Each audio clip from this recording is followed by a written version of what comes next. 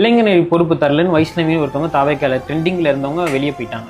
அதுக்கப்புறம் சீட்டு தரலன்னு சொல்லிட்டு ரஞ்சனா நாச்சர் அவர்கள் வெளியே போனா சொல்றாங்க. மாநில பொறுப்பு தரலன்னு சொல்லிட்டு அஜிதா அவர்கள் வெளியே போனதா சொல்றாங்க. இப்போ இவ்வளவு உங்க உயிருக்கே ஆபத்து இருக்கும் போதும் நீங்க எதற்கு தாவேக்கால தொடர்ந்து பயணிச்சுட்டே இருக்கீங்க? உங்களை உயிரை பணைய வச்சு ஏன் தாவேக்கால இன்னும் பயணிக்கணும்னு நினைக்கிறீங்க? நீங்க பதவிகளுக்கும் பொறுப்புகளுக்கும் ஆசைப்பட்டு வந்தவர்கள் அது கிடைக்கலன்ற அதிருப்தியில வெளியில போறாங்க. எங்க அம்மா எல்லாம் விஜயோட ஃபேனு, எனக்கு விஜய்னு பேர் வச்சிருக்காங்க. அவரை முதலமைச்சர் ஆக்கணும் அப்படின்ற ஒரு எண்ணத்துல வந்த யாரா இருந்தாலும், அவரோட உண்மையான ஃபேன் யாரா இருந்தாலும் கட்சியில இருந்து விலக மாட்டாங்க. எந்த சூழல்லையும் கடைசி இறுதி வரை இந்த தமிழக வெற்றி கழகத்துல தான் இருப்பாங்க. தலைமையோட அவங்களுக்கு விசுவாசம் காட்டணும் அப்படின்னு என்றால் கட்சியுடைய வளர்ச்சியை மட்டும்தான் யோசிக்கணும். தலைவரை சிஎம் ஆக்குறத பத்தி தான் யோசிக்கணுமே தவிர்த்து வேற எந்த விஷயத்துக்காக ஆசைப்பட்டால் எந்த கட்சியிலையுமே நம்மளால பயணிக்க முடியாது. அதே நேரத்துல அவங்க போன எந்த கட்சியுமே அவங்களுக்கு இப்ப கை கொடுக்க போறதே கிடையாது.